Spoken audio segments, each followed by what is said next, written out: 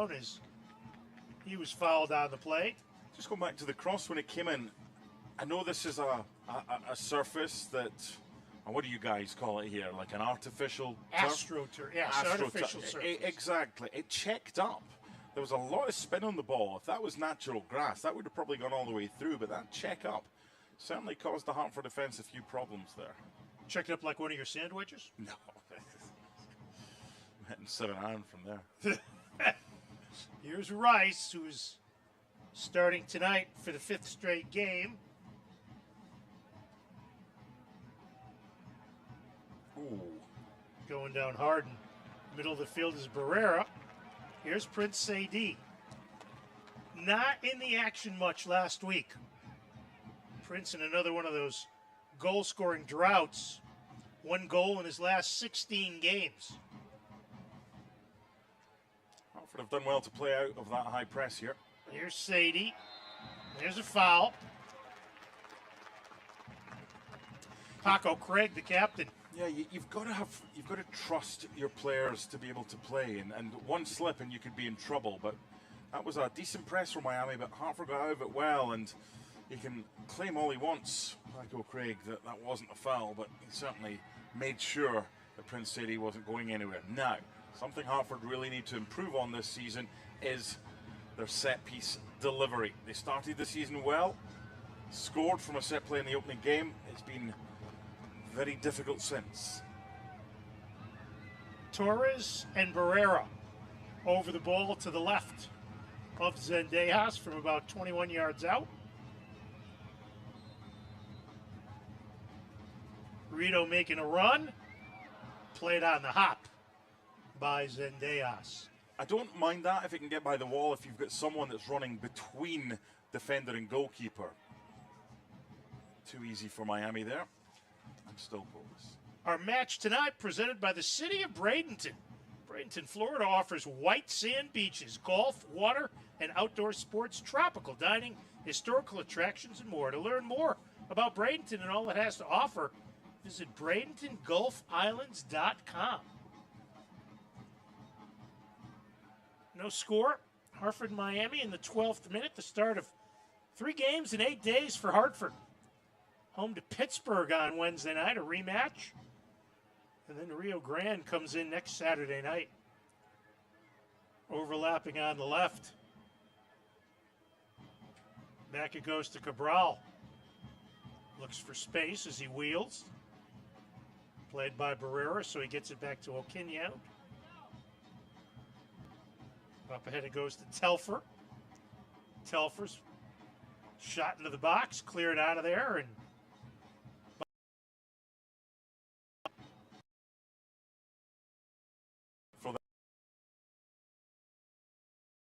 It really has in the first 12.5 minutes. Here's Segbers. Mark Segbers playing his best soccer over the last 6 weeks, according to interim head coach Lewis Neal, who took over for Anthony Poulis on June 20th. This is the 10th match under his direction. Miami 4-4-1 under their interim head coach. Yeah, they're improved. Said he came in and wanted to give the team confidence in the players, the individual freedom to perform. As Ofemu drops it back to Zendejas to restart the attack. Hartford struggling a bit with Miami's movement in the early stages. There's always an option, or there has been so far for Miami when they've got possession of the ball. Back it goes to Craig. Ahead to Stanley. Hayden Stanley's played 2,107 minutes this year. Craig has played 2,080 there. Ironman. Hartford's minutes leader is Prince Sadie, 1,723. Now Mendez comes up to challenge and gets called for the foul right at the center circle. Yeah, culpable last week. Mendez for both goals, certainly the first one. You can't really have too many complaints once you tug the jersey, especially in front of the referee. Yeah, that's not going to go your way. No. Sloppy from Lewis. Lewis turns it over. Here's Segbers playing up, but there to take it away is Mendez. Plays it ahead for Merrill. Pushes it up ahead. It should be a Miami ball and is. Both Luke Merrill and Matt Sheldon, Omid Namazi saying he was going to decide between the two to start in that position. They're both right-footed. It's difficult to play that position when you're not as confident on your left foot, and it did come back off Luke there for a Miami throw. We've not seen much of Matt Sheldon in the last couple of weeks, just 29 minutes played. Ball played up ahead for Salazar, and Mendez comes over to knock it out, so it'll be a throw-in on the west touchline for Segbers. Gets it back from Valo. Now Cabral dipsy doodles. He does what? Dips it back to Ofemi. It's a basketball turn. Okay. Nice job by Mendez anticipating. Knocks it away. Dipsy doodle. Randy's Worcester Street Pizza, the official pizza of Hartford Athletics. Stop by the stadium or visit their other Connecticut locations to enjoy some of the best pizza Connecticut has to offer. You never heard that before? Is this one like Will Chamberlain was playing? It's not a big phrase in Scotland? Anywhere. No? Oh, I disagree with you on that. College basketball, maybe. I'm sure you've used that a few Yes, times. probably once a game or so. Still waiting for our first shot, and our first shot on goal as we're into the 17th minute. Time of possession has been owned by Miami, but really have not been able to do anything with it. Turnover, taken away by Barrera. Here's Merrill in the middle. Plays it for a streaking Sadie, but pressured by Aiden Stanley, and Paco Craig took it away. And here's the counter by Miami. Segbers will slow it down in the middle. Get it off to the Frenchman, Valo. Former New York Red Bull, scored 5 goals in 51 matches for Red Bull. As they play it back to Zendejas. Game really being played in the between the top of the box for Miami and the top of the box for Hartford. Long ball played ahead for Salazar. Fans want the flag to go up. Well, the reason the flag didn't go up, because Omid Namazi and Dan Gaspar are rightly saying the assistant on this near side wasn't in position and was unable to see whether or not it was or wasn't an offside. So Amilcar Sikaju on this near side needs to be a little bit better there, needs to keep up with play according to Omid Namazi and Dan Gaspar. Dan Gaspar, the goalkeeping coach, taking a seat where the water is kept. I'm sure having a go. He can give the assistant referee on the near side a little lectern. Yeah, Hartford need to get into this game. 17 and a half gone, and they've not got a foothold at all. It's been Miami's ball. They've come here and they've taken the ball, and they've got no intention of giving it back right now. Foul on Athletic. So it'll be a direct from Paco Craig. Miami sends 7 players walking towards the box. Sometimes you see the defending team leave at least one up, so they have to be covered by probably 2, but this time everybody back for Hartford except Danny Barreja, who's the one-man wall.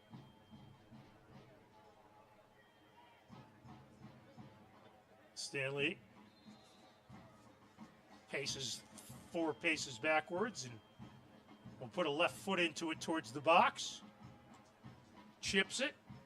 Rice started to come out, and it will be a corner kick after being headed out by Mendez. Yeah, it didn't look a good delivery when it came off his foot, but actually ended up pretty good because goalkeeper thought about it, Joe Rice, and then realized it was probably too far out for him, and it required Modesto Mendez to head behind for the second corner for Miami.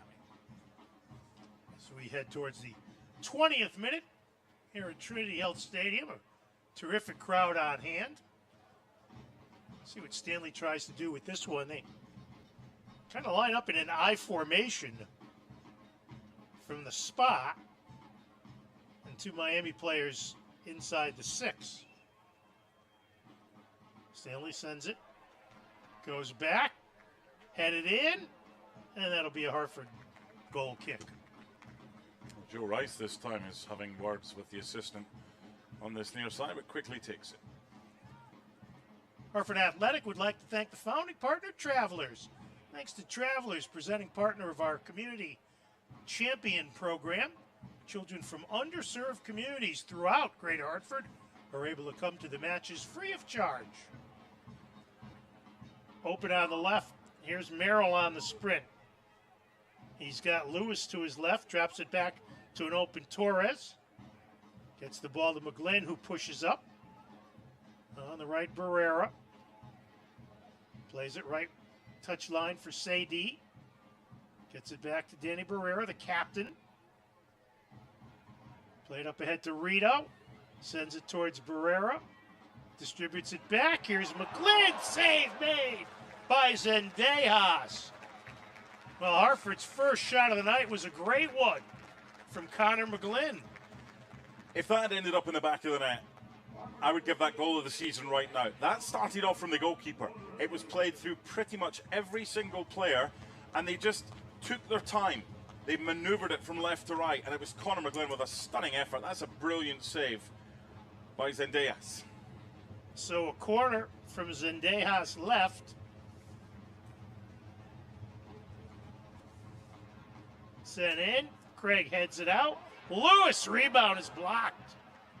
Andre Lewis loaded up. Cabral taken down by Mendez. I think Modesto Mendez is getting warned. Not booked yet. The message is clear. You don't have another one. Yeah. Next You're at one. borrowed time. Exactly. Going back to that move from Hartford, it might just have looked like a shot from distance. But this is what Omid Namazi wants his players to do. Now, it might not always work, but you need movement. You need options. And there was a high press that they had to play through. So it went left, then it went all the way back beyond the goalkeeper, then it went wide again, then it would switch, then it came back inside. That was so good from Hartford, but it's taken them 21 minutes to do something in this game. That's got to be an opportunity now to build on that, because Miami have still been the better side. Shots 2-0, both shots on target. Openo looking for the steal. Instead, it's Ofemu. Plays it to Valo. In the middle, Akinyod. Long ball up ahead. McGlynn with the second ball heads it out of danger, and Barrera wheels and starts the counter. Long ball played up ahead, looking for Openo. Antoine on the left, 1v1. Looking for help. Sends it towards the right. Too many white-shirted Miami players there, and they regain possession. That's the ball Hartford need to do more. They've got the quality of Danny Barrera. He can pick a pass, get it over the top, get it in behind, get the opposition turned. Here's Segbers with a long run. Tries to play it through. Rice will come out and play it before Ryan Telfer, who played with Tristan Hodge for Trinidad and Tobago in the Gold Cup, could get there. Tempo's just increased last 5 minutes. It's a good watch. Well, ever since that great shot, plenty of space for Merrill. Cuts to the middle. Lewis has to stretch his left leg to get it. Now McGlynn plays it back for Mendez. One touch to Torres. Up on the right side. Rito plays it for Barrera. Spins. Looks for somebody. Gets to McGlynn. Loads up. Shoots it wide. But you can see Hartford looking more connected offensively. There's two things about that, and I agree with that. Danny Barrera is the key to splitting open defenses. Just for, if he plays well, and he's got those around him playing well, then Hartford have got a chance. There was once that, it's all about options. The time he's just gone in behind the defenders there, it gives the player an option. Yes, there's a patient build-up. Sometimes you need to go long, but always you need to have options. This is better from Hartford. McGlynn, who's been very active again. He must have known we named him our player to watch. In the middle, Torres. Barrera orchestrating. McGlynn, one touch to Torres. Plays it up ahead for Lewis. Tried to get it to Sadie, but too many Miami players were there. problem there was Prince Sadie had come into an area that was already occupied by Andre Lewis. That was a breakdown in communication between the two Hartford players. Segbers with space. We saw him burst up the channel earlier. In the middle it goes. Back to Segbers. Changes over to the left. Aiden Stanley pushes it up ahead for Ryan Telfer. Plays for Stanley. Mendez knocks it out. Third corner kick of the match coming from Miami. Lyco Office Furniture, a proud sponsor of the Hartford Athletic. For over 40 years, Lyco Office Furniture has been furnishing startup to Fortune 500 companies all over New England. Go to lycoinc.com to learn more. Corner from the right of Joe Rice. No score in this Eastern Conference matchup. Over Rice's head. Touched by no one, so it'll be a Hartford goal kick. Problem you've got, it looks like they're adopting the zonal marking. When you see you have zonal marking in opposition, and you're the opposition to that, you can then do that I formation that you were talking about, or you can gang up and then split. And you usually have a run on your man, and it nearly happened there. And here's another defensive mistake. Lifted, here's a shot, McGlynn blocks it. Rivas was in uncontested, another penalty. We saw that, another turnover I should say. We saw Hartford pay for that dearly last week. And they almost paid for it here. Here's a sprint by Sadie. Prince trying to get his steps. Lewis calling for the ball. Sadie gives it to Barrera. Merrill on the left. Drops it back. Now Lewis. Andre back to Barrera. Plays in the middle for Torres. Mendez. Off to Torres. Distributes it right to Rito. Plays it for Sadie, looking for runners. Prince double team. Drops it back to Mendez. Hartford stringing passes together here. Now they retreat. Tristan Hodge plays it. Nice pass in the middle. Andre Lewis gives it on the right. Sadie traps it back. Finds Mendez. Here's Edgardo Ritez on the far touchline. Yeah, Rito had two on him every time he gets the ball. They know he's a key threat. McGlynn is pushed up. Nice one touch. Gives to Lewis. Has a chance. Distributes it left to Merrill. Chips it. And again, goes behind the goal cage with a guy who just is not the left-footed guy. You see what was almost another costly mistake, that time by Juan Pablo Torres. A couple of things. One, Connor McGlynn's improvement this season has been very noticeable and put his body on the line. That was a super block. But two, that's on Andre Lewis up the other end, because he knows that Luke Merrill's in space. He also knows that Luke Merrill doesn't have much of a left foot. And if he's going to play it, he has to play it to his right side. It was a dreadful ball by Lewis, who could easily have had the chance to take the shot on himself. That could have been a lot better for Hartford. Hartford has started to dominate the possession, but we play the 28th minute without a goal. These two teams both shut out last week. Miami by Indy 11, Hartford by Pittsburgh. Segbers backpedals, gets it to Ofemu, switches it left to an open Aiden Stanley. Stanley, the former Duke Blue Devil. They turn it over. Here's Rito racing with Stanley to the goal line. Can't control. And Stanley gets it back from Cabral.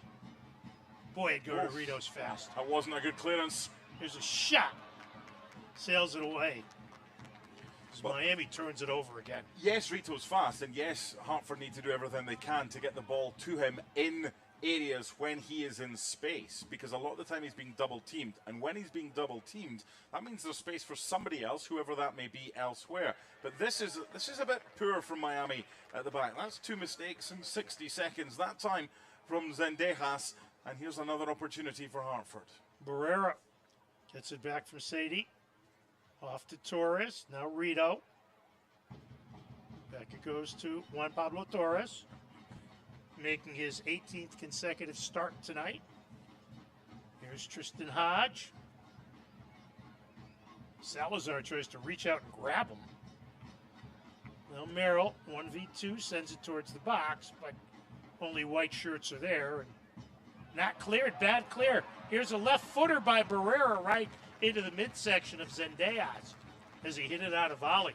Now, of course, there's going to be some slight bias in the commentary, being the Hartford Athletic commentators, but Danny did promise a microphone celebration up to the booth if he was to score this evening. Right. So that's as close as we've had so far from Danny A, trying to score, and B, seeing if he's a man of his word, which I'm sure he is. I'm sure A will equal B if it comes to that occasion. Tonight's youth soccer affiliate of the match, Ginga FC. Tony Ambrosio, Mark Doddleson at Trinity Health Stadium on an absolutely superb night weather-wise. Here's a long ball played up ahead, and the flag is up on Salazar for an offside. And it was close. I think that's really close. Well, and I think that came by virtue of the offside that didn't come earlier, and he heard from the old two wrongs trying to make it right. Yep, Omid and Danny Gaspar. Yeah, he's just out of shot. He looks offside there, but when the ball was played, it's right in front of our commentary booth. That was so close. Barrera, double team, loses. McGlynn there to clean it up. Plays it back, a dangerous pass, and Barrera gets it back to Joe Rice. There's the space. Here's Arito. But beaten to the ball by Vallo. And Miami maintains. Segbers turns the corner. Merrill stays on him. Lewis takes down Cabral. And the referee, Mr. Saney, just looks at Lewis and says, calm it down, no need for that. Sometimes Miami press, sometimes they don't. When they did the last time, it's a great ball forward by Joe Rice, but there were actually two Hartford players that were free. The man who received the ball, Edgardo Rito, and also Juan Pablo Torres. Here's a turnover off the McGlynn pass. Vallo sends it towards the goal. McGlynn clears it out. Vallo gets it again. Right around Lewis. Drops it back. A shot and a goal. Joaquin Rivas with his fourth goal of the season off the setup by Vallo, and Miami scores first. This goes beyond and before this. It's Tristan Hodge who gives it away initially and then can't do anything about closing down his opponent. The shot comes in from Rivas. It's deflected beyond Joe Rice. That's the 14th goal this season that Hartford has gifted the opposition. You ain't going anywhere in any sport with turnovers like that. Good finish by Miami, but once again, Hartford are causing their own downfall. Can we see that again? Because I think Mendez deflected that by Rice after the Rivas shot. It might have been an own goal.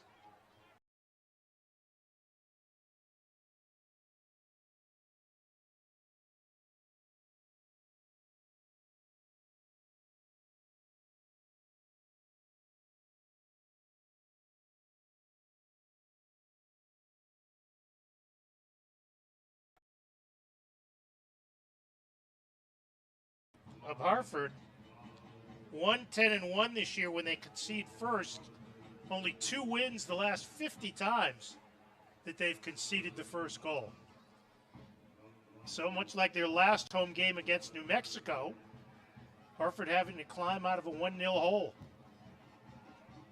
McGlynn drops back in the middle to Mendez, now Hodge.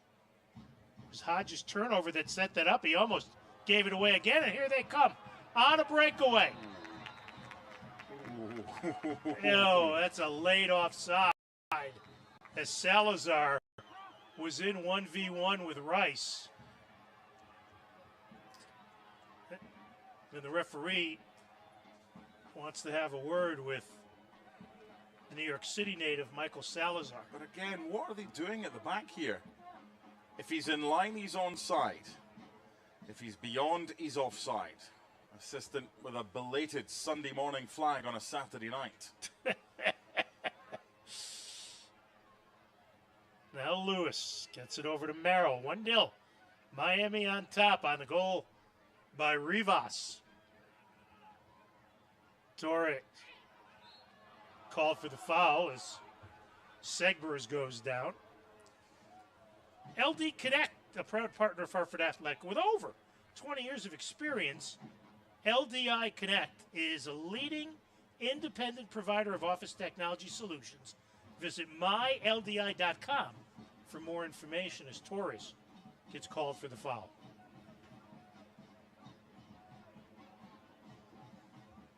So we'll see if Hartford can maintain the pressure that they had been putting on.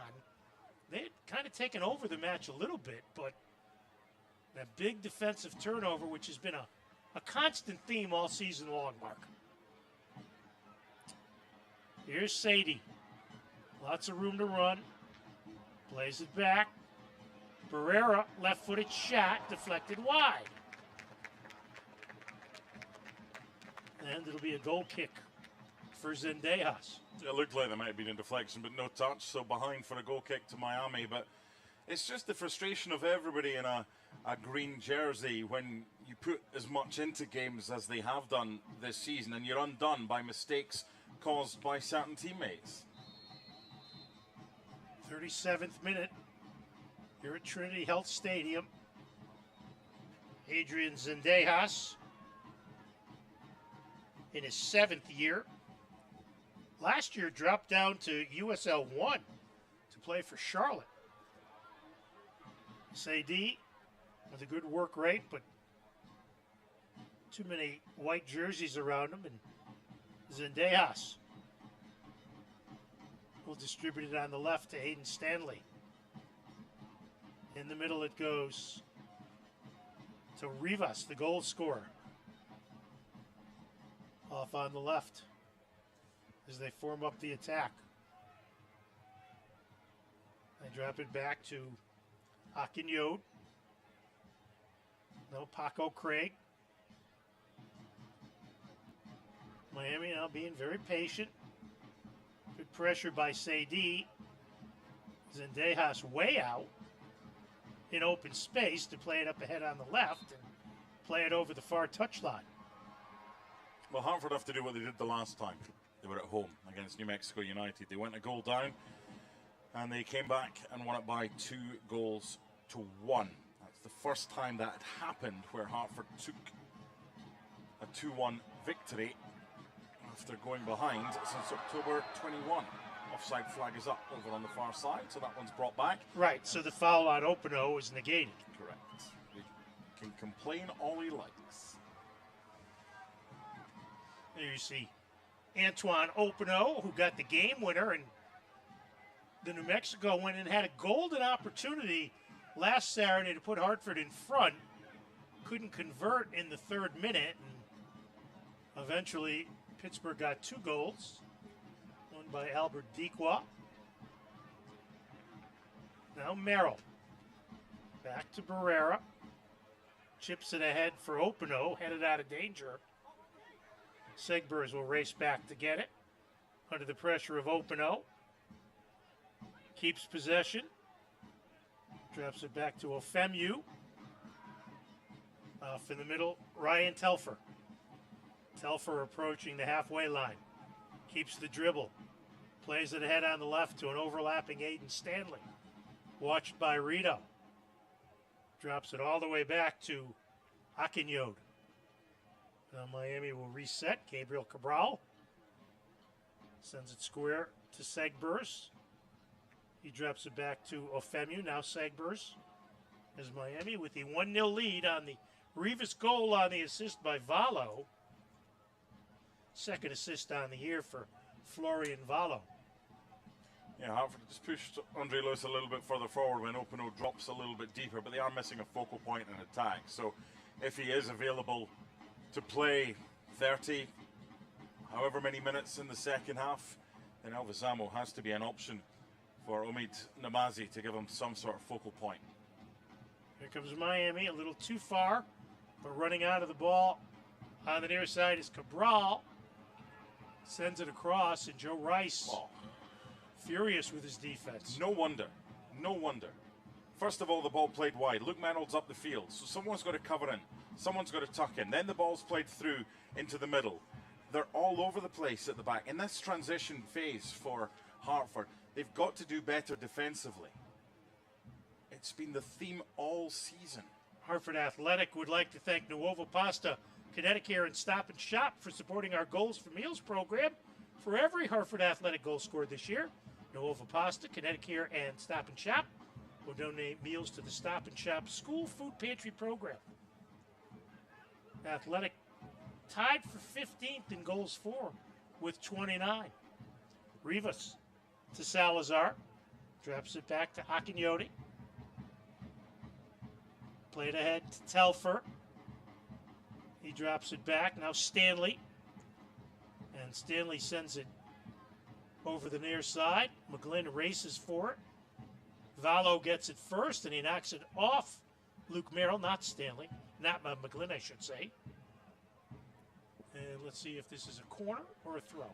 Well, he's said it's going to be a throw-in. That was the initial indication. Mark Segbers comes up. University of Wisconsin grad. Starting his 12th straight game. Here's Segbers, gets it back. Ball is loose. Here's a shot, and it's wide. Just wide by Gabriel Cabral. That was a super move. They started off like this. They had a bit of a dip, but they're back to the form that they showed at the beginning of this game.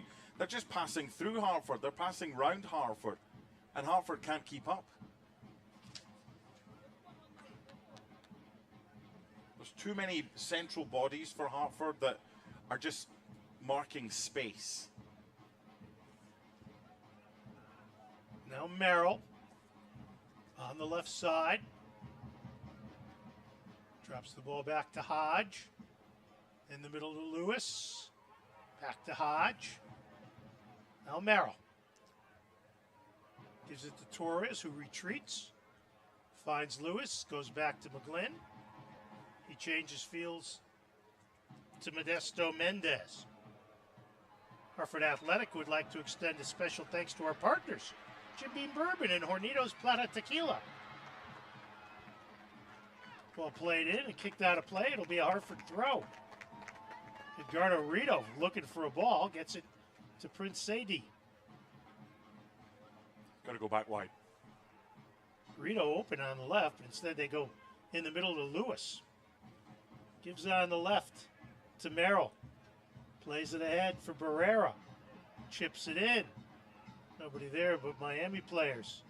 Second ball, Segbers gets the back of his head on it. Barrera. Some fancy moves to get away. Now Lewis. Off to Rito. Edgardo. Chips towards the goal. Openo's claiming he was down taken out, yeah. I don't think there was by the much penalty in it. spot. Barrera gets it back. Plays for Lewis. Lewis shot. Blocked. Cleared out of there. Benjamin Ofemu never let that get to his keeper. Lewis. Ahead on the left to Merrill. Sends it cross. Craig heads it up. Cleared out of there and out of danger. Hartford maintains possession. Mendez. On the dribble. Plays in the middle to an open Lewis looking to operate. Andre plays it for Openo. Tried the one touch with Lewis, knocked away.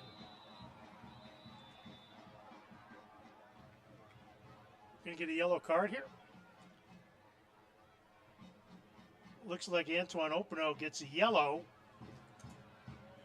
First yellow of the game. And according to my numbers, that's his 8th yellow of the year.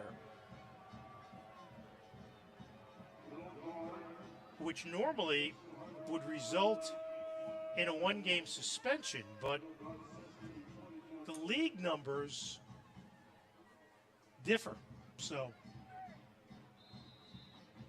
Brignall Vineyard stoppage time, 1 minute of stoppage time.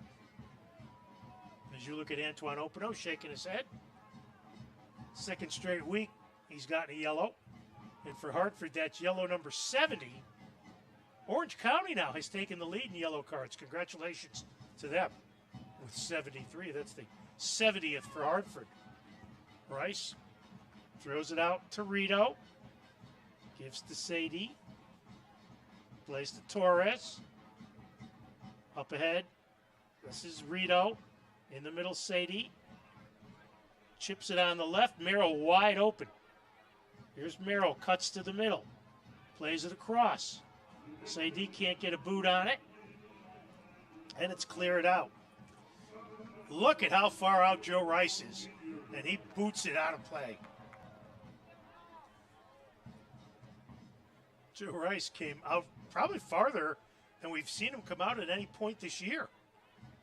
I think there's something about taking it into your own hands or Yes. feet in this instance if you possibly don't trust what might be in front of you at times. Vallo plays it back to Ofemu.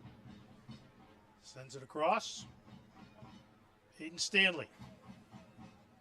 Up on the left to Telfer. Dribbles away from Rito, back into his own half. Changes field. Segbers will try to run under it, and a handball It's a handball, but he's saying there's a push. by Look, Merrill. Yeah, And he's- Omid Namazi now going after.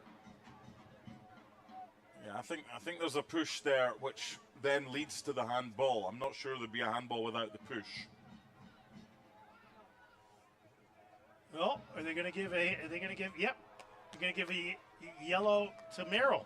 Well, look, a deliberate handball is a yellow card, but if he's pushed first, he could claim mitigating added. Fifth yellow of the year for Merrill. Yeah, Omid Namazi's just having words with the referee here. That's a couple of yellows that. Let's have a look there. The referee, Mr. Saini, comes over I'm not sure there's enough in that. to talk to Omid. Yeah, there might be a little bit of a push, but I don't think it meant that the hand went up as a result of that. And look at the fourth official now in Dan Gaspar and Omid Namazi. They've got to behave themselves. They've got to set an example here.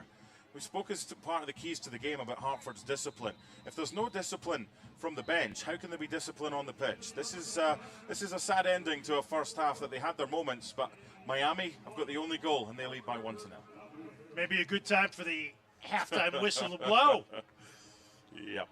Hartford had some good stretches in that first half, but it was Joaquin Rivas with the only goal of the half in the 32nd minute. 1-0, Miami on top. Back with our halftime. Next, you're watching USL Championship on ESPN Plus and MyTV9.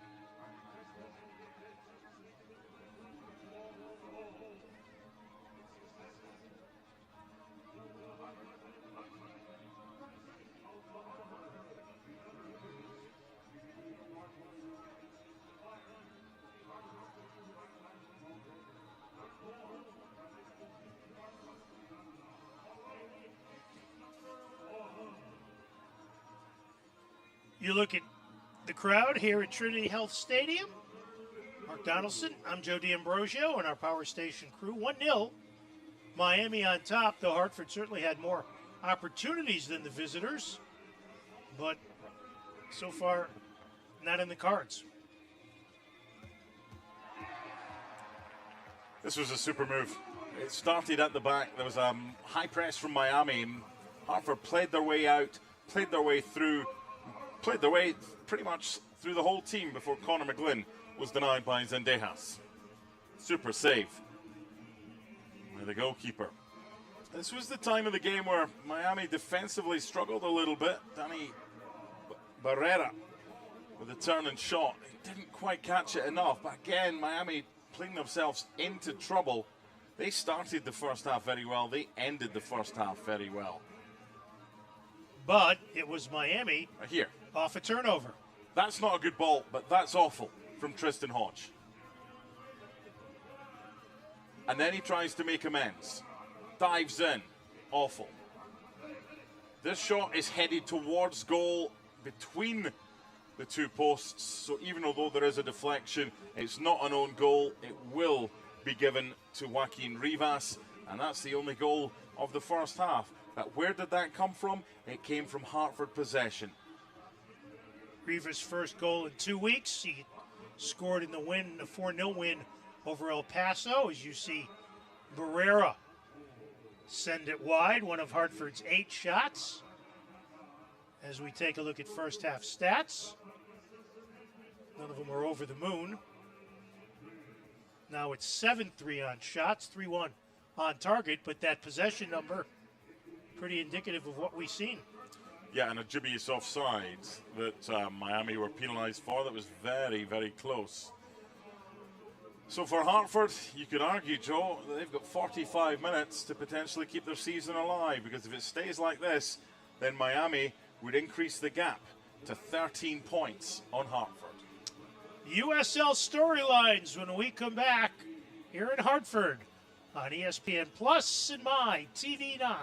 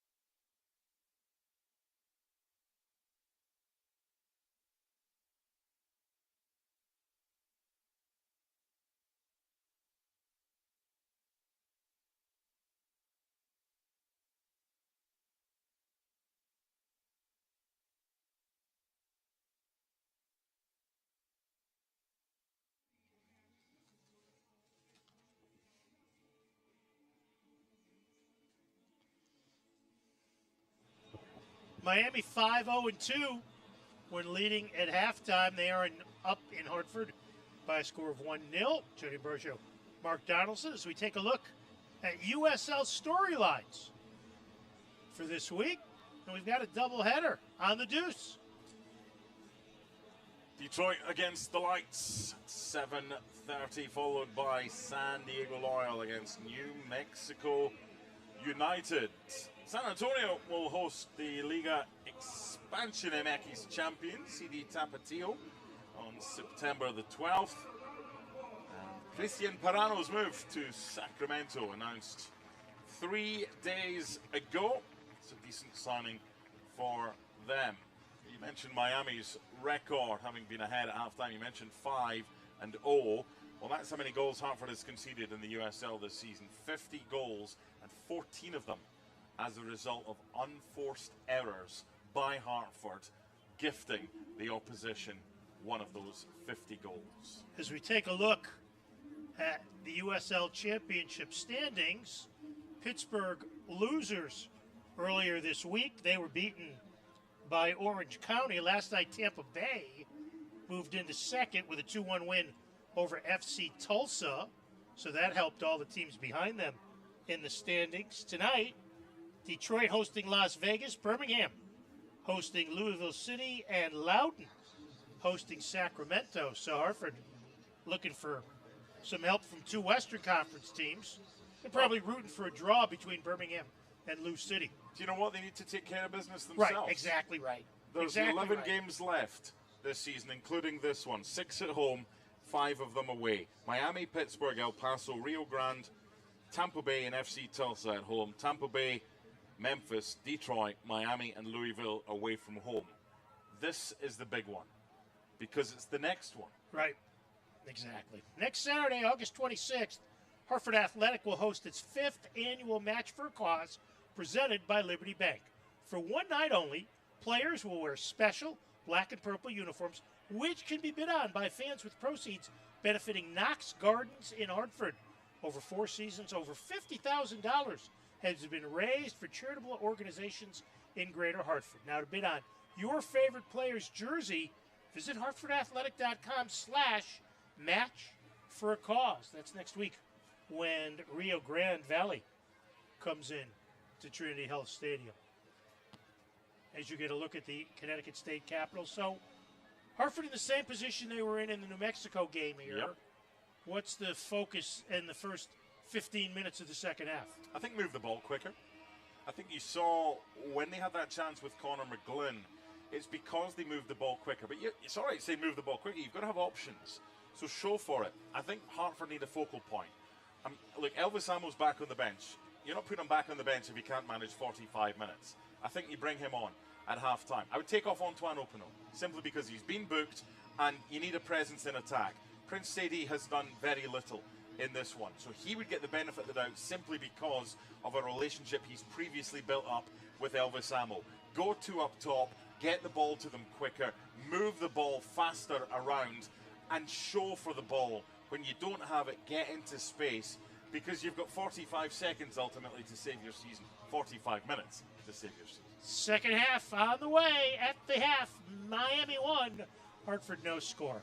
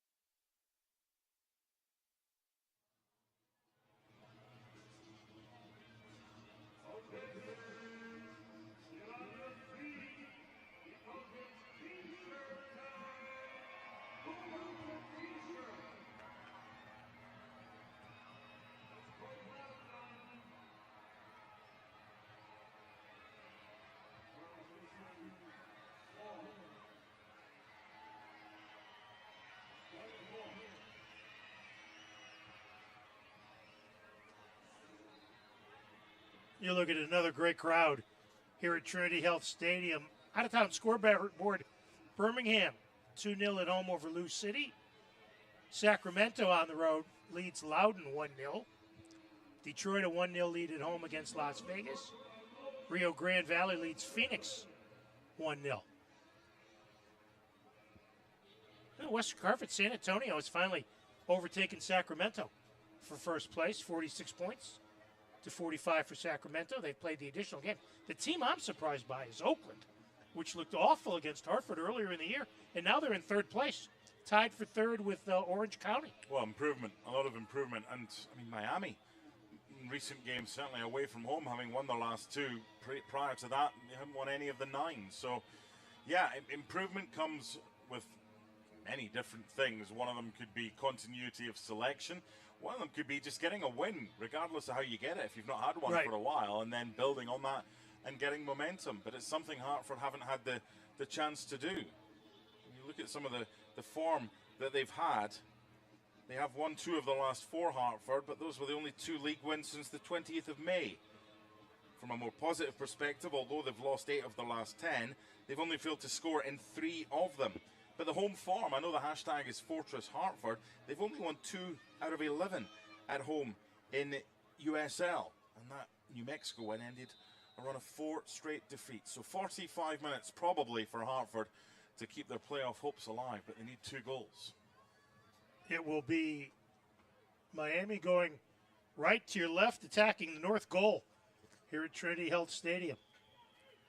Here's Aiden Stanley, plays it up ahead. Mendez gets there first. Ball takes a hop, and then Stanley gets ahead on it. Second ball controlled by Hartford, and Barrera clears it into midfield. No changes to start the second half. Both teams staying with the original starting 11.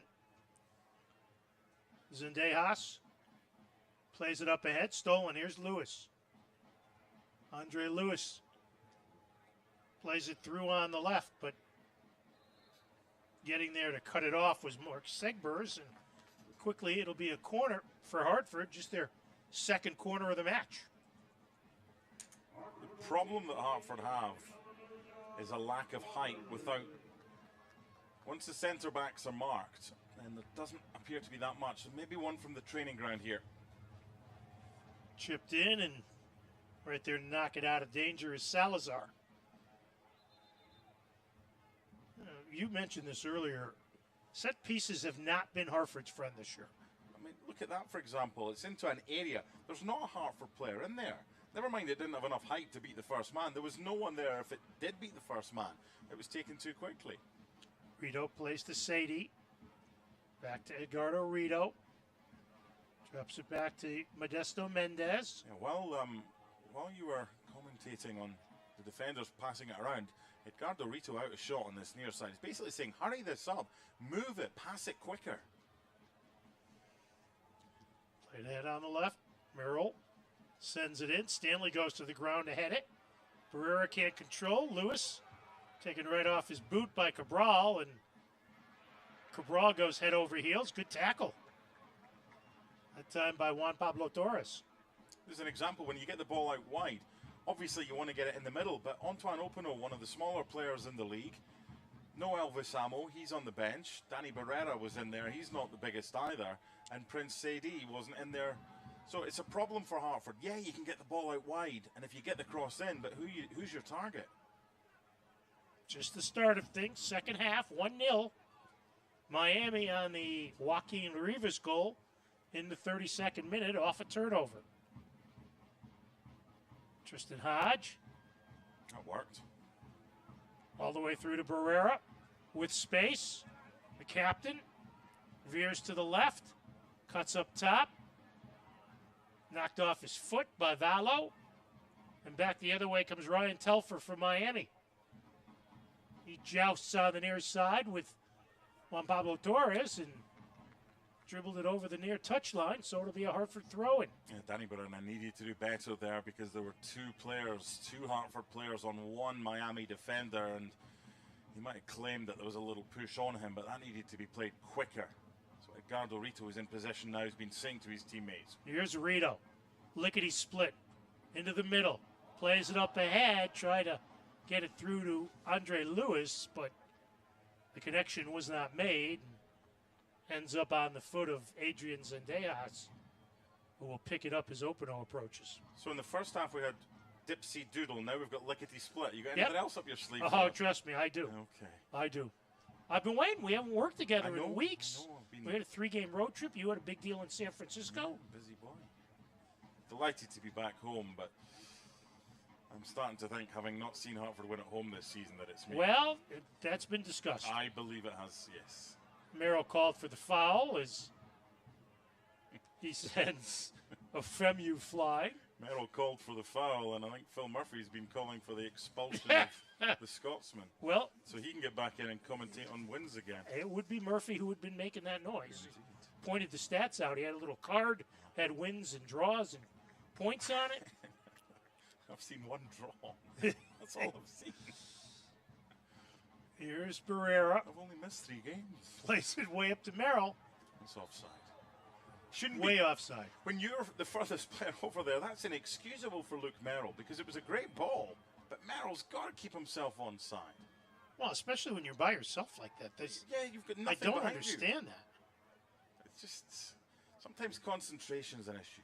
Does there come a point too when you're struggling and you try to do too much? That's just basic error, that one. Nice dribbling by Telfer. Gets away from Mendez. And then Mendez trips him from behind. That'll be a foul. Yeah. Remember the first half? He was told you're not getting another one without going into the book. There's the other one. Second yellow in 3 games for Mr. Mendez. Gets it in the 51st minute. Don't miss our next match right here at Trinity Health Stadium this Wednesday, August 23rd, against the Pittsburgh Riverhounds at 7. Go to hartfordathletic.com for tickets and more information. There's also the Riverhounds of Charlotte, who I think they're either a AAA or a AA baseball team. Charleston Riverhounds. That's what it is. Charlotte. Ball played up ahead. This is Segbers. Drops it back. Pass from Cabral. Misses connections, so it'll be a Hartford throw-in on the east sideline. Joe, this for me seems more of the same. It seems more of the same. There's going to come a time you're going to have to take a chance. Now, that might be... Well, the other thing is options on the bench are pretty limited for Hartford as far as attacking is concerned. Elvis Ammo plus who? Right. Kyle Edwards missing his 3rd straight game. That was almost a dangerous giveaway. Daniel Bloyu, who was recently signed and came off the bench the last 2 games, not selected tonight. Sadie taking charge, and the Hartford coach is absolutely furious. Yeah, there's been a breakdown in communications here between the officials. It was the 4th official who actually indicated, along with the assistant referee, that was a foul. That's poor refereeing, because that should have been spotted initially. So it'll be a Hartford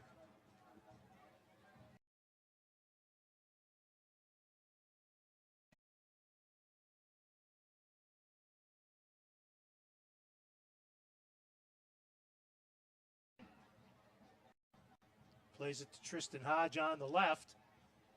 Not as hard a press by Miami. Don't need to. In the middle it goes to Openo. He distributes back to McGlynn. Ahead on the right. Rito does a nice job to keep it in. Cuts to the middle. Plays it up ahead for Openo. Antoine fans on it. It'll be a corner kick for Hartford. Taken over the end line by Miami FC. Change of corner kick taker. Juan Pablo Torres has been replaced by Danny Barrera, who's just waiting for Mendez and McGlynn and Hodge to get forward, because those 3 provide the height. 1-0 in favor of the visitors. I'd like to see someone on the near post for Hartford here. Along the ground, and again, a wasted corner kick for Hartford. Corner kicks are supposed to be an advantage. They have not been for Athletic this year. You should just record that and play it on loop. Because how many times this season have you said that? At least once a game, probably. Here's McGlynn. Plays to the head on the left for Merrill. It's basic errors there. He passed it out of bounds. He did. Just passed it out of bounds. For Openo, just sloppy. Extremely sloppy by Athletic.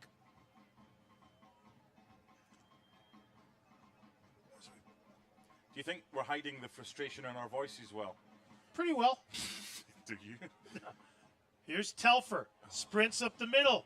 Has a man on the left. Dropped back. Here's Rivas. Shot is blocked.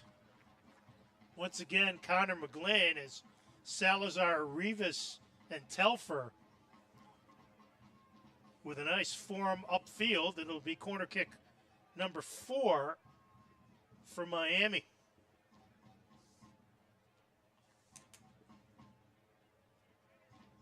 We'll see who takes it as McGlynn. It's the second time tonight Connor McGlynn's given up his body to make a play. Elvis Amo is going to come on. Kemba Kibato is going to come on. Beverly Makangila is going to come on. 3 changes coming soon for Hartford. Here's Stanley's corner. And it'll be another corner as it's deflected out by Hartford. So, we're going to guess the 3 that are coming off. Depends what they want to do, because they could put Antoine Openo to the left side if they don't take him off. We'll get to that in a second. Second time in seconds. Once again low, and Tristan Hodge knocks it out of there. Hartford, Rito has to backtrack. Plays it up head for Sadie. Prince looking for an angle to go. Waiting for help. Slows it down. Plays for Rito. Sends it towards the box. Nobody there but white shirts. And it's cleared away. Since 2018, the Fix has been Hartford County's leading wellness spa. Whether you need a quick B12 shot to increase energy or a vitamin infusion to rehydrate, this is the place to reset your mind and body. Take time. Treat yourself. Invest in your health. Okay, I'm going to give you 2 options. I'm going to give you Juan Pablo Torres, Danny Barrera, and Antoine Openo as the 3 who'll go off, or Juan Pablo and Luke Merrill as the other 3 that'll go off, with Antoine Openo moving to left wing back. Danny Gaspar still talking to Field. Intrigued to see if Prince Sadie stays on, because he's not had a good game so far. His service hasn't been great, but you don't have that many attacking players on the pitch, and he's the most natural attacking player on the pitch right now. So if it was me, I wouldn't be taking him off. I'm intrigued to see if they do. Well, the other players on the bench will be Matt Sheldon, Robin Lappert, and Cave Rod, who we haven't seen in 6 weeks. Yeah, he's Lord looking. We're still trying to find him. Here's Rito. Loses to Stanley. Gets it back. Plays it in the middle. 1 touch. Salazar. Nice play by McGlynn. That's good. Good play by McGlynn. Hodge can't control. Played through. Sent it across. Big call for a penalty here, and he's given it. And we're going to get a penalty kick. Yeah, the foul coming in there on Akinyot. Akinyot furious with Mendez. Mendez, remember, was booked after 51 minutes, so he's given a penalty, and it depends on what he thinks. If it was Mendez, first of all, he's a lucky boy if he stays on, because that really should be another yellow. It's a clear penalty, and once again, Hartford shooting themselves in the foot. Joe Rice up in the face of Austin Saney, the referee.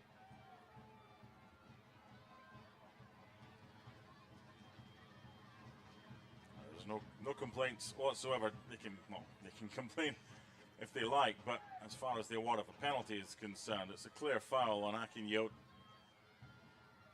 And Joe Rice, I remember being here when he saved the penalty. He's going to have to save another one here, because a 2-0 deficit will be really tough for Hartford. Joaquin Rivas, who scored the first goal of the match, will take the PK.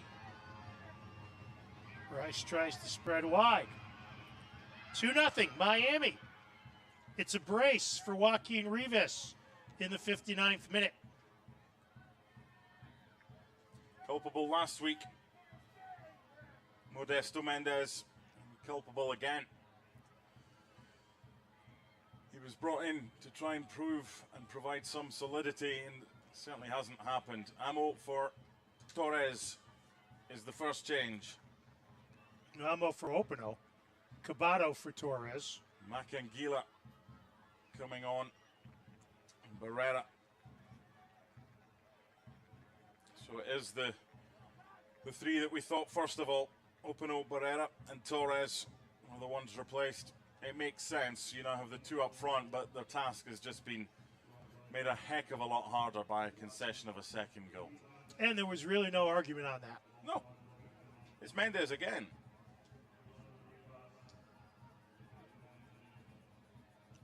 So, it is 2-0, and it seems like it's a difficult mountain to climb for the home team. So Beverly Macangila, who came in last week in the 45th minute, came in at halftime, comes in. Elvis Amo for the first time in 3 matches, and Kembo Cabato, who had started the last 2, for Danny Barrera. What does this change, Mark, as far as the Hartford shape is concerned? Nothing. 3-5-2, it's like for like. 2 midfielders on for 2 midfielders, and Amo on for Opino, who'd gone into the book. The last thing you want when you're chasing a deficit, whether it's 1-0 or 2-0, is to play with 10 men. Opino, we've already seen this season at times, has problems with his discipline. On a yellow, don't take a chance. You're not taking Prince Sadie off, although he's been quiet. So it is the expected change. It's the 3 on and it's the 3 off that we expected. And Robert Lappert getting ready to make his 18th appearance of the season. Yeah, again, I would suggest it would be Modesto Mendez, who's had another tough night. Played so well the first game here against New Mexico and has struggled the last 2. And you see him down. He's been down a couple of times. His head athletic trainer, Mike Diaz, comes out to take a look at him. Yeah, I think he took a knock as well, making the challenge. Flourish Catering, proud to be the official caterer of Hartford Athletic. Flourish Catering offers individually packaged and buffet-style catering for teams, meetings, and organizations. Eat like an athlete with Flourish Catering. I would think this, as you said, this would be Lappert. I think regardless of whether or not he's able to continue, that you take him off. He's on a yellow, and indeed, off he goes. Again, I think the changes that have been made are the not obvious changes, but I think they're the smart changes for what's available. I don't think that weakens you with Robin Lappert coming on to a position he knows well, right central defence. One player we expected to see on the roster tonight was the 18-year-old from Danbury, Drendo Bruno. We were led to believe that he would be selected for tonight, but Omid Namazi choosing to go with experience. Yeah, things can happen during the week. We spoke with the coach on Thursday, I think it was. Things can happen in training. Yeah, I mean, somebody can be in the team Saturday morning and then end up not playing or being on the bench on a Saturday night. These things happen in professional football, and maybe if the opportunity came for a player who they thought might not be available and who was, then you put him on instead. Ball played ahead. Here's Sadie in the box. Prince has it taken off his foot. He just seems a second slow. Maybe in that occasion, but what's just happened there? Long ball forward, flick from Elvis Amo, the front 2 combining. First time we've seen it today, and we've waited 62.5 minutes. Hartford corner. Corner number 4 for Athletic. This time it'll be Edgardo Rito to try his foot at it, now that Barrera and Torres are both out. Here's Lappert, misses a header. Ball is loose, left-footed shot. Cleared over the goal. Lappert is down. Yeah, that's a sore one for Robin. I don't think there was any skullduggery going on from Miami in there. I just think he's put his body on the line, and it might be the landing here. Oh, he's landed into the Miami player. That's caused the problem for Robin Lappert. And he's literally just been on to the field of play. The referee's waving away medical treatment right now. I'm not sure that's his decision to make. Well, as Lappert is helped up. It's here when he collides. Yeah, looked like he collided with Salazar. Salazar, yeah. Plays okay. It was a great delivery. Now they've got another one. This will come from the far side. The last one here went near post and it was cleared away by Salazar. They've got to come up with something better than that. This is Andre Lewis trying his hand, or foot as the case may be, at it. Taps on McGlynn here.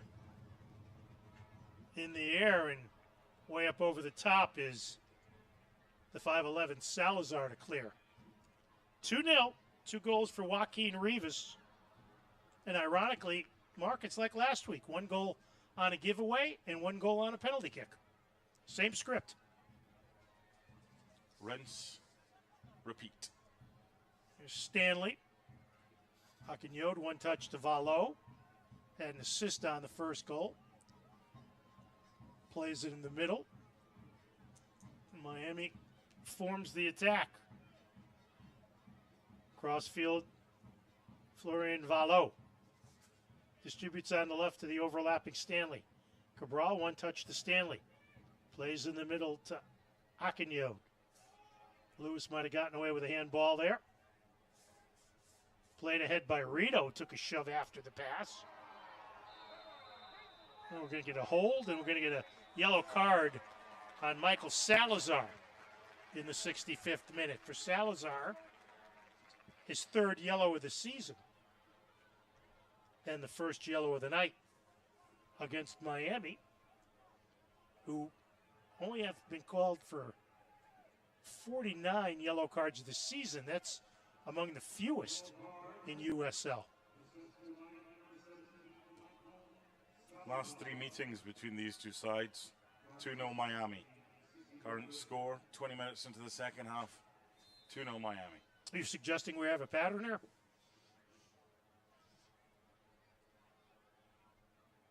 Athletic hoping to get that 3rd goal, avoid their 2nd straight shutout. Well, when you have to go back to August 21 and Bradford Jameson's penalty for Hartford was the last time they scored against Miami. Stanley takes down Rito, so Kembo Cabato will restart play. Westfield Bank, proud to support Hartford Athletic and all they do to make our communities better. Need more convenience from your bank? Well, at Westfield Bank, you can bank your way. Learn more at westfieldbank.com.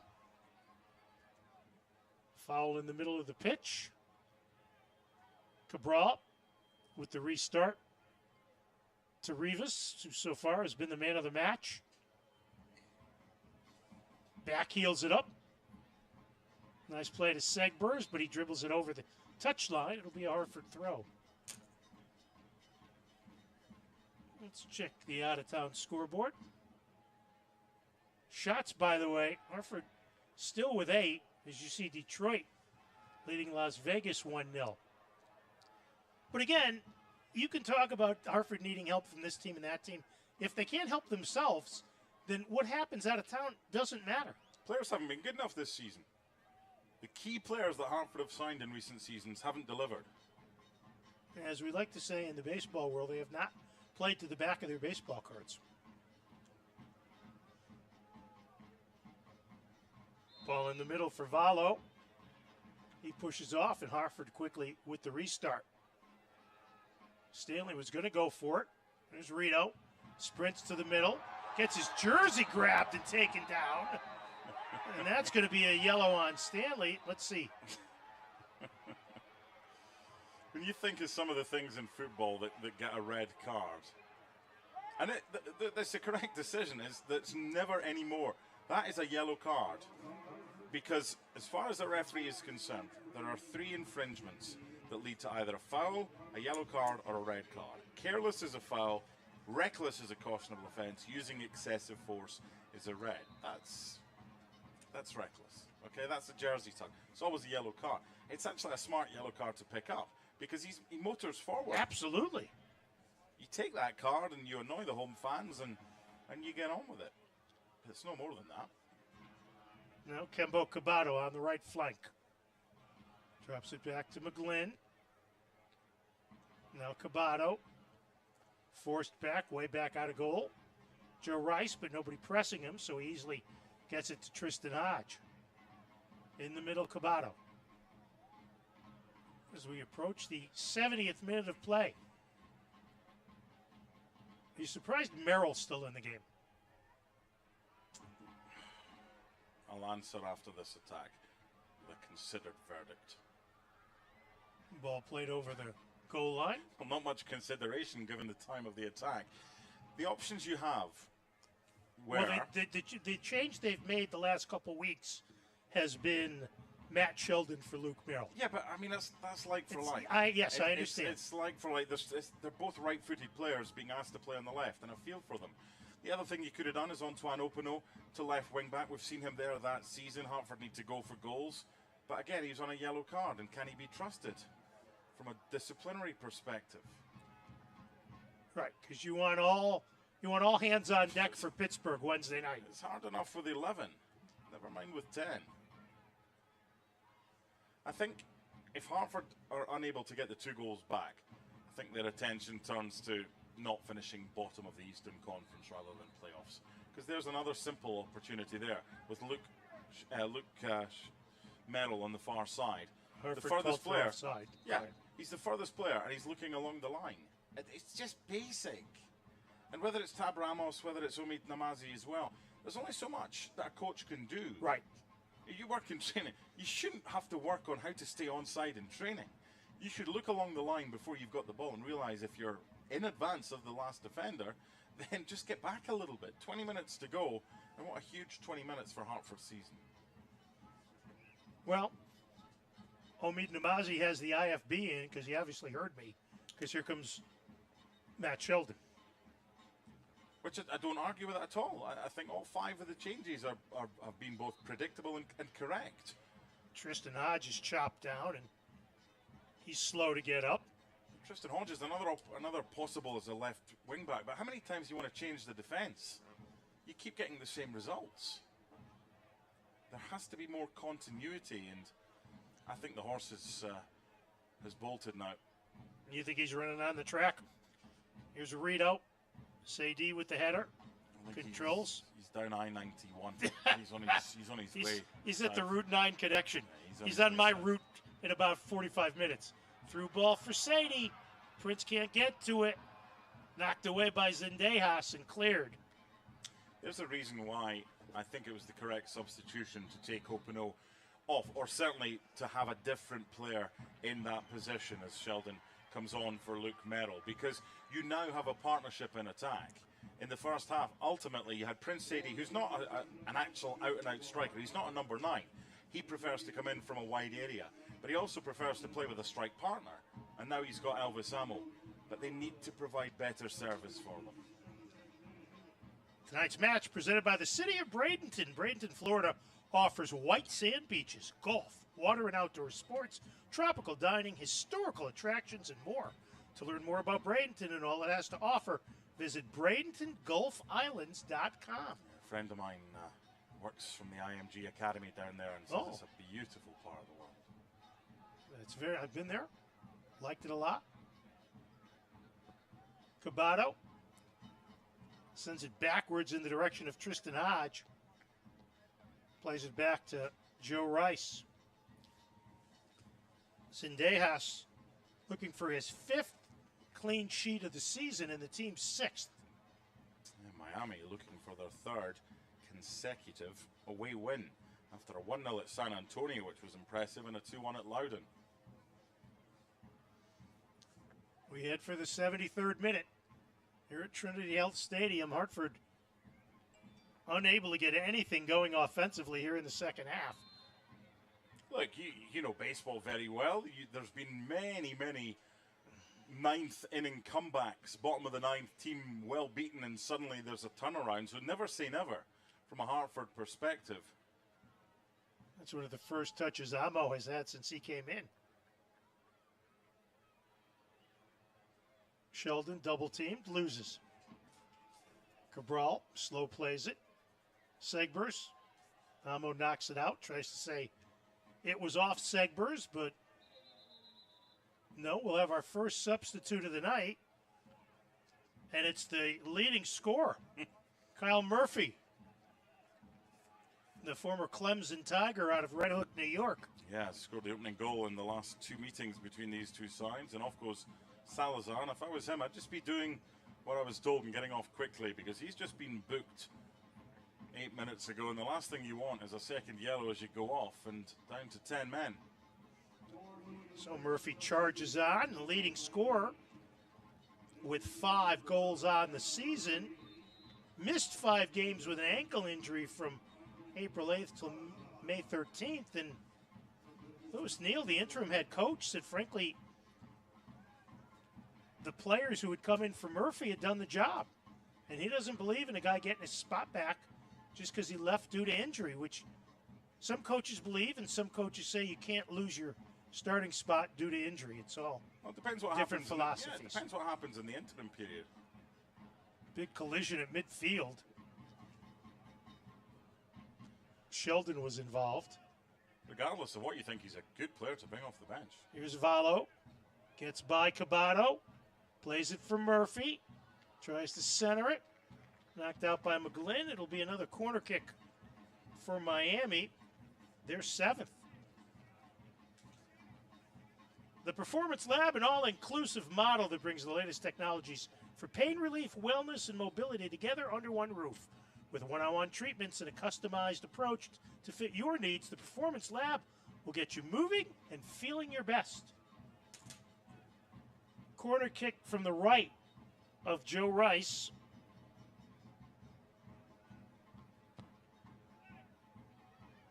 Headed in the air and over the goal line. It'll be a goal kick for Athletic. Doesn't get any easier on Wednesday, does it? Oh, no. That, my friend, is the understatement of the year. Pittsburgh. Because Pittsburgh was dominant in the game there, and they will be feisty after losing Wednesday night in Orange County. Here's Elvis Amo, looking for space, trying to create. Sends to Cabato in the middle. He's pressed by Valo. Open on the right, Edgardo Rito. The Venezuelan chips it towards Cabato in the box, but it'll go through and fielded on the hop by Zendejas. Hartford just one shot here in the second half, as you see the Athletic supporters on the far side trying to urge their team on. Despite all the results at home this season, the one constant has been the support. Another excellent crowd this evening. You're going to take your hat off to the Hartford Athletic supporters. Absolutely. Omid Namazi mentioned it during the week. Here's Stanley left alone. And Stanley splits the double team, gets it back to Akinyot. Played back to Paco Craig. Square to Ofemu. Dishes on the right to Segbers. He's pressed, gets it off to Cabral. Right back to Segbers. Tackled over the touchline. It'll be a Miami throw-in in the 77th minute. 2 goals by Joaquin Rivas. 1 on the penalty kick. Now Valo with all sorts of time. Stanley drops back to Akinyot. Miami being very patient. Now Craig for Stanley. And Cabato called for the foul as Cabral hits the turf. So Hartford have used all 5 of their substitutions. Miami's used only 1.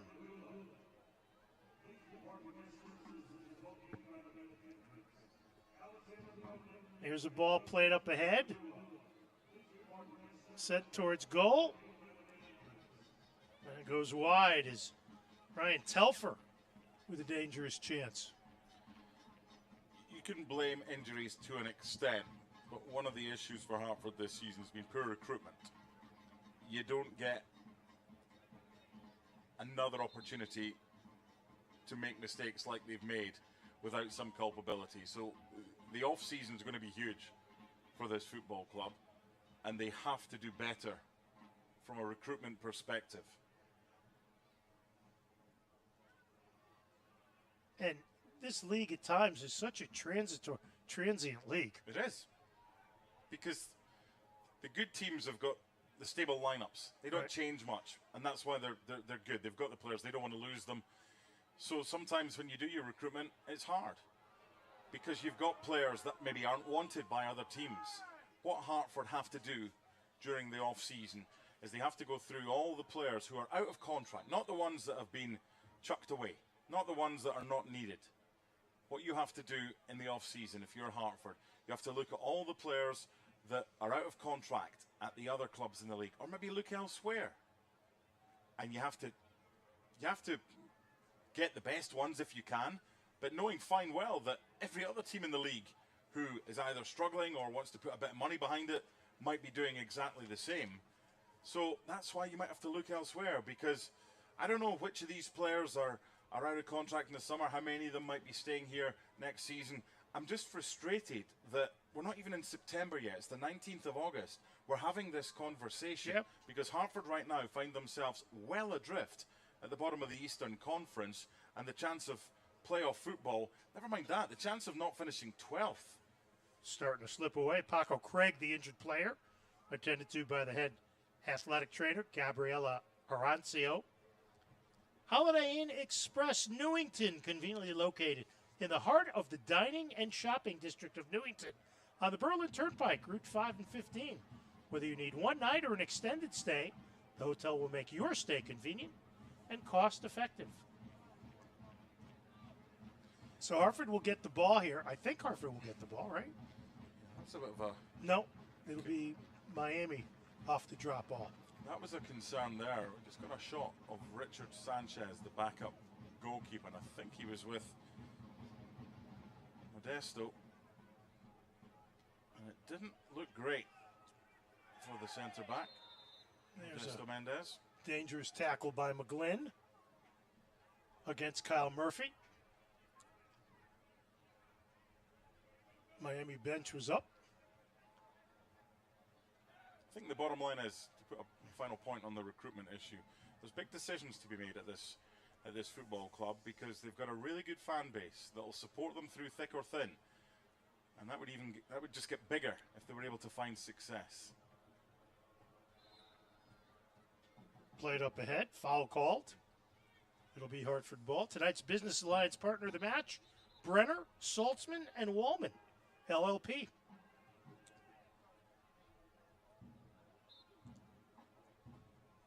Miami with some players warming up down the far end, but they've made only the one substitution, Murphy for Salazar. Now, Sheldon to Macangila. Off on the left it goes. Played up ahead for Amo. Races to catch up. Tiptoes the goal line. Sends it across for Rito. Edgardo traps.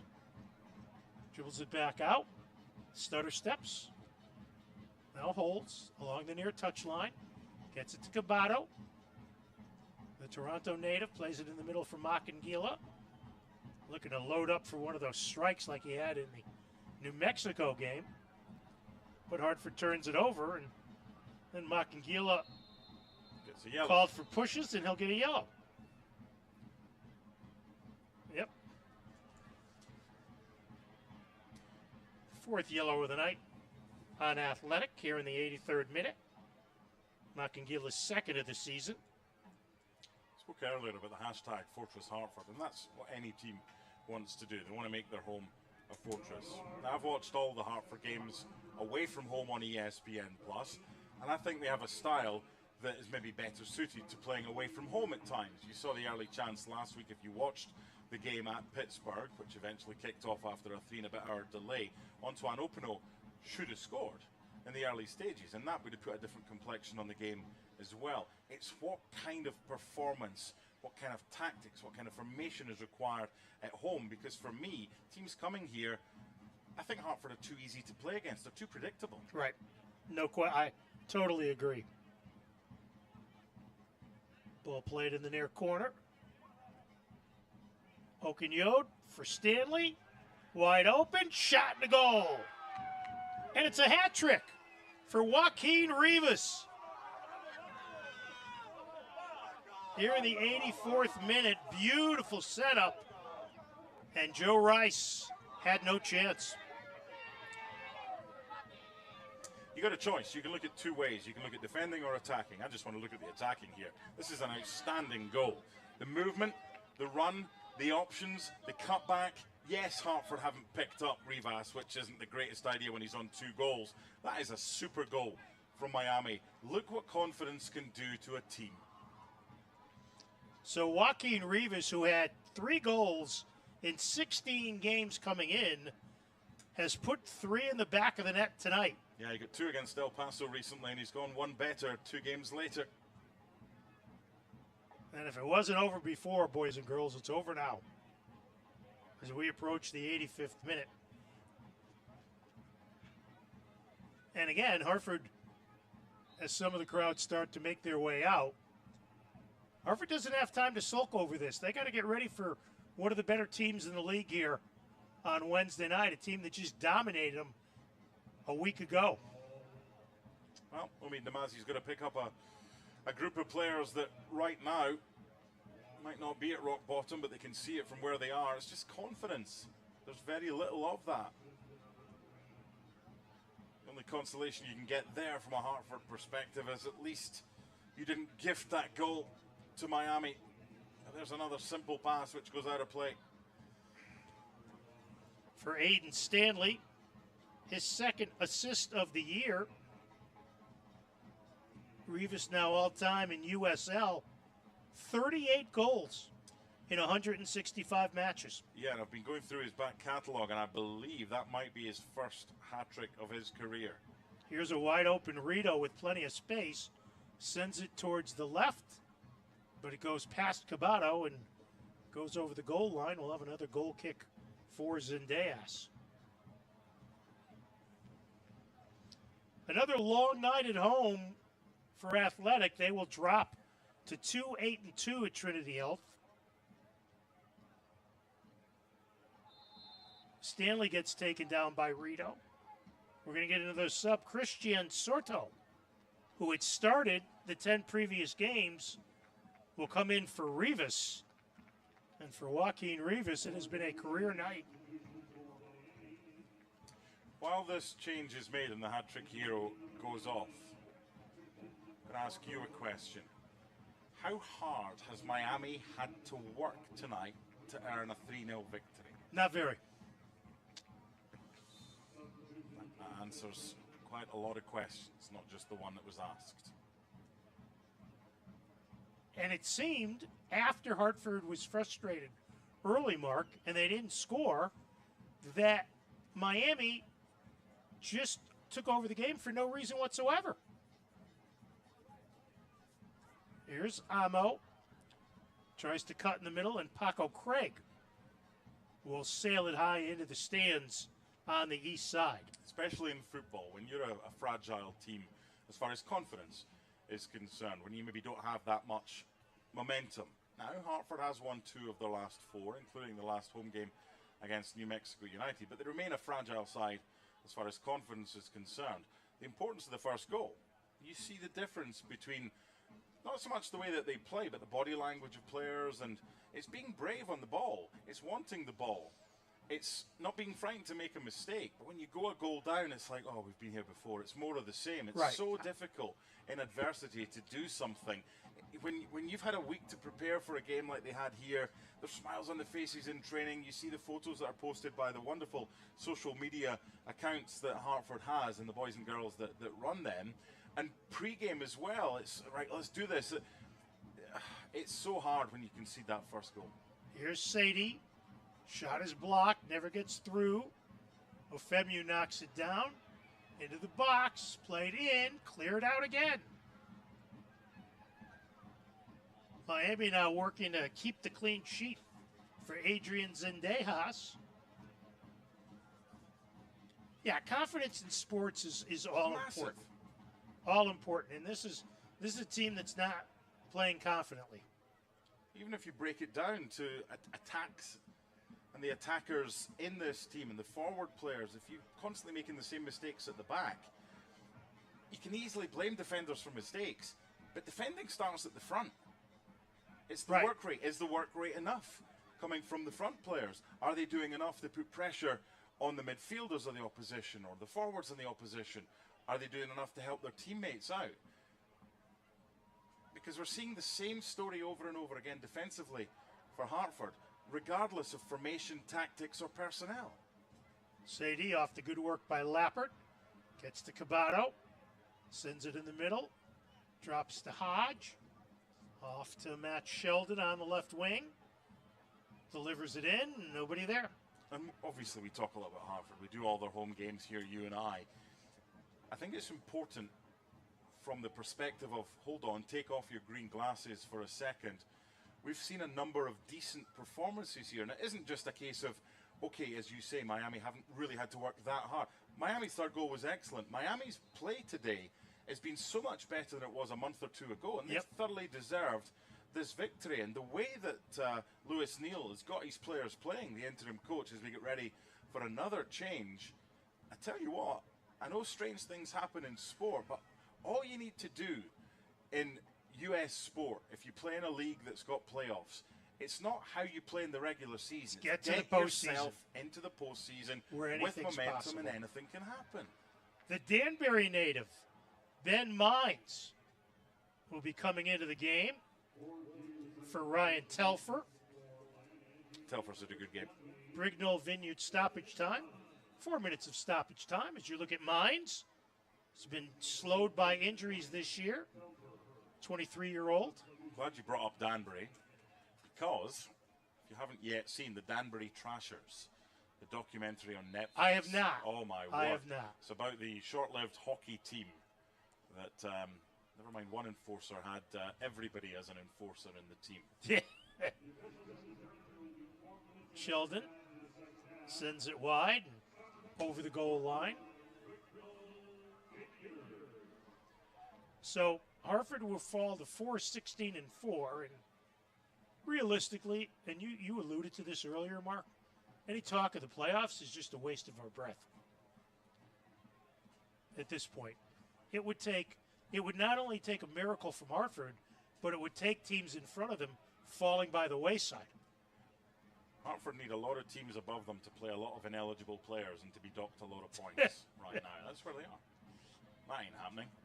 Rito plays it back to Rice. Again, nothing Joe Rice could do about any of the goals. Hartford looking to get on the board and try to avoid another shutout. Here's Lappert, who came on for Mendez. Now Sadie once again.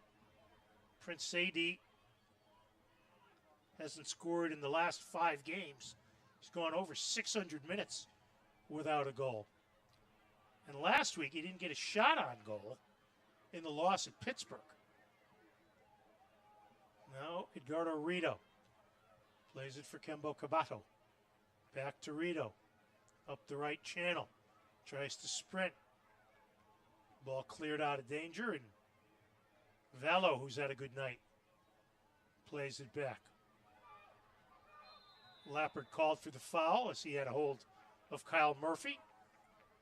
As we approach the 3rd minute of injury time.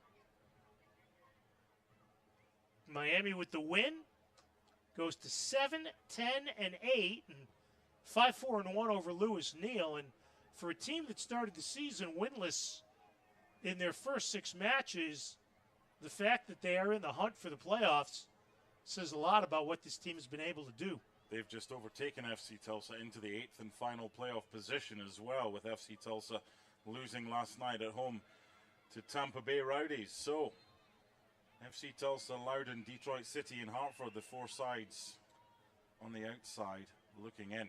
But Hartford with a gap of 8 points to Loudoun, and Detroit could end up on 27 points because they were ahead last time we checked. Yeah, they still lead Las Vegas 1-0 in the 80th minute. Yeah, so it's getting harder and harder.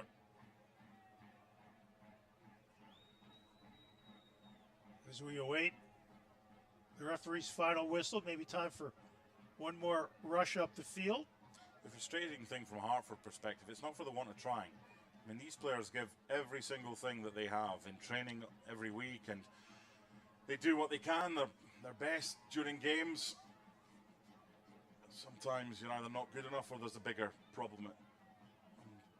Whatever that is, I don't know. Rito gets overrun, but he goes back to Makangila. Plays in the middle for Hodge. Off to Sheldon on the left.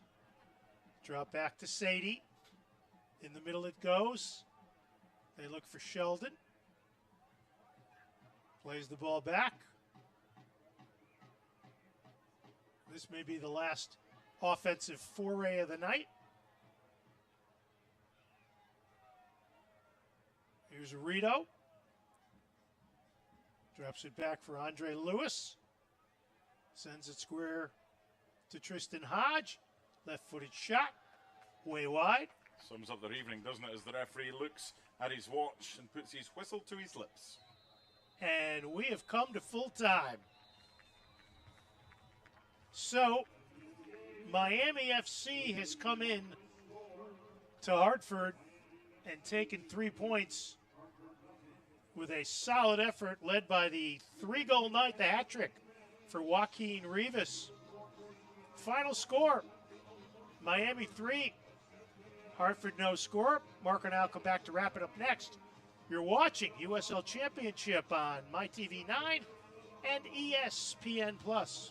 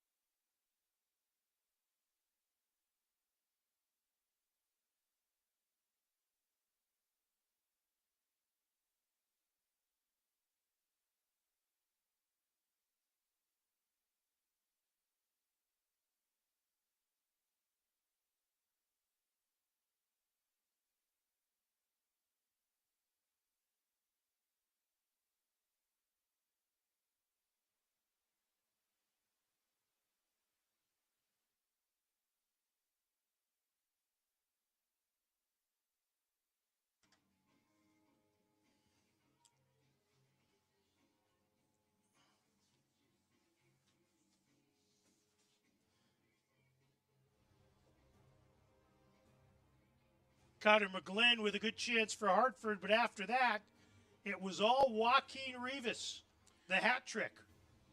Thoroughly deserved win for Miami. They knew what they were doing. They came here confident, dispatching the penalty, and then a super third goal as well for the man from El Salvador, and Miami into the playoff spots and 3 wins in a row away from home. Join us here on Wednesday night. Hartford Athletic plays host to Pittsburgh. Final score, Miami 3, Hartford no score for Mark Donaldson and our crew. I'm Jody Ambrosio. Thanks for watching on ESPN+.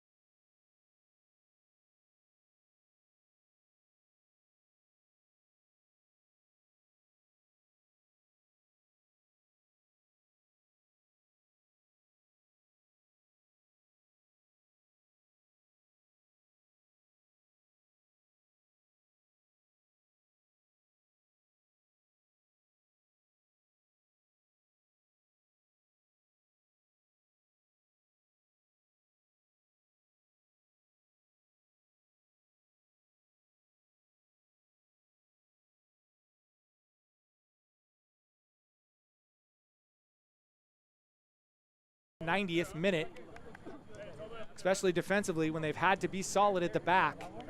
They have been in this second half as Madison has piled on the pressure. Put back into play, screen heads it back in. And played across by the Tormenta. Ajay gets to it, but it's gonna go to Cheney for Madison. Cheney looks for help, looks out wide, finds Cichero. Shot! Just over the crossbar for Cichero. Bush happy to watch that one go over the top. That's gonna be a Tormenta goal kick. A rip from distance from Cichero. Just over the crossbar as we're now approaching injury time. We've been told it's going to be 6 minutes of injury time to be added on here in Statesboro. Ball headed down. Here's Boshua. Plays off Madison defender to Murphy, who's hobbling along. Now played over the top. Here's Boshua. Volleys it, shoots it. Headed out. Here's Ajay for the Tormenta. Fourth official has indicated 6 minutes of additional time. Ajay's happy to pass it and find Amo. As the Tormenta look to play backwards, here's Akoto. Ball played off Cichero. That's going to be a Tormenta throw-in. Here's Akoto. Plays it back for Masi Yunus. Headed forward and now cleared by Madison. Here's Heckenberg. Pressured by the Madison defense, he plays it backwards. That's Nemhard. Physical game for Nemhard this evening. Played wide by Tormenta, crossed. That's gonna be off a screen and it's gonna be a corner kick for the Tormenta. It's Danny Mason hustling down there on that left-hand wing from his left back position to win the corner for Tormenta.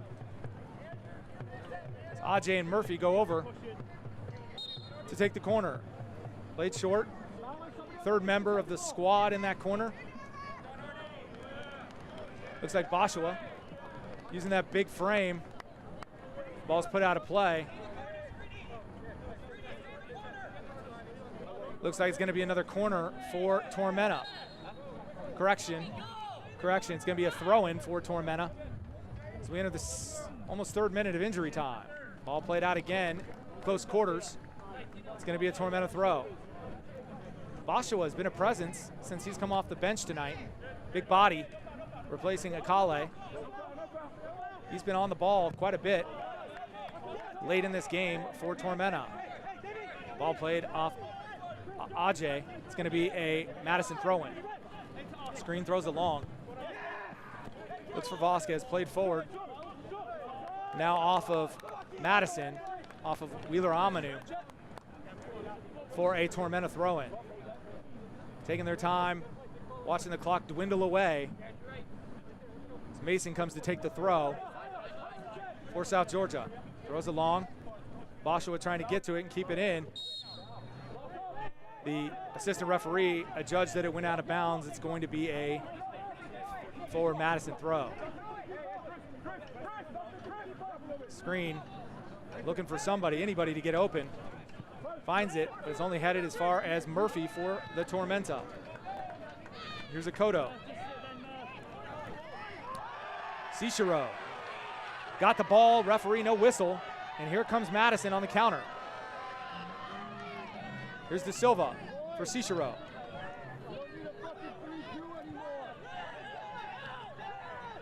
Ball back for Creel. Cichero looks in the center. Can't find either of the two men. And now a whistle comes after the play is blown dead.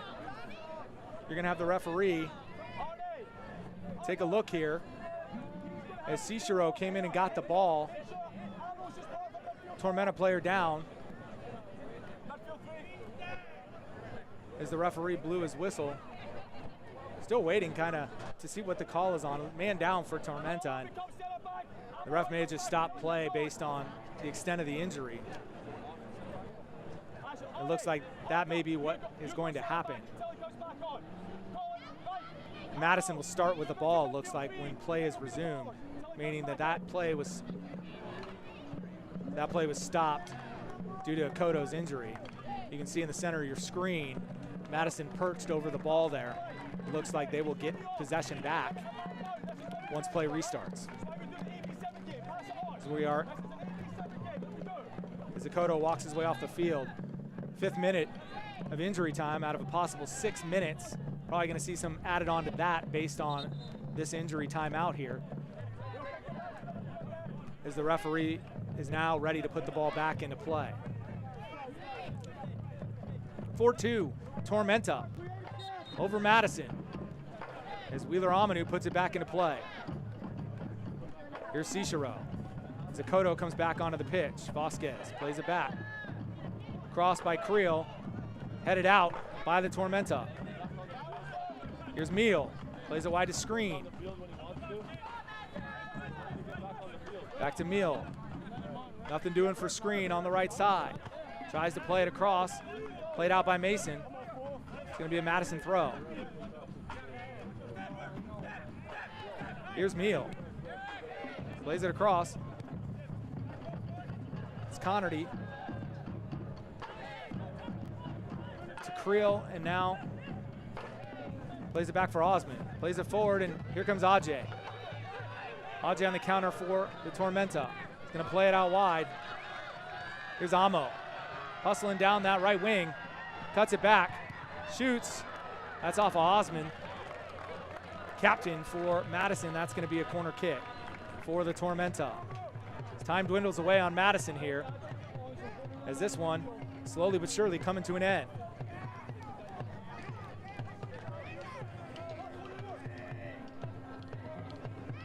Great hustle by Amo to get up in the play. As the corner's put back in by Ajay. Bashua. Big forward gets into the corner, ball played off of